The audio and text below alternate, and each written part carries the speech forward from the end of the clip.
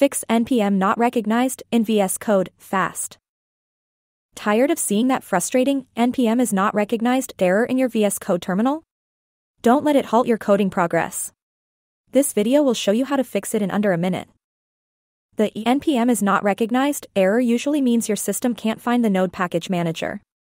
This happens when npm's location isn't added to your system's path environment variable.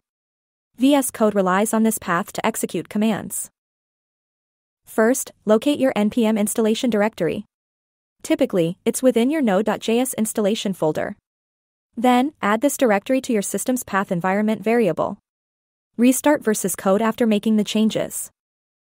Open a new VS Code terminal and type npm v. If npm is correctly configured, you'll see the installed version number. If the error persists, double-check your path variable and ensure the directory is correct. If the path variable fix doesn't work, try reinstalling Node.js and npm. Ensure you select the option to add npm to your path during installation. You can also try specifying the full path to the npm executable in your VS Code terminal. Ready to banish that error for good? Like this video and subscribe for more quick coding fixes. Share this with your fellow developers who might be struggling. Let us know in the comments if this helped you.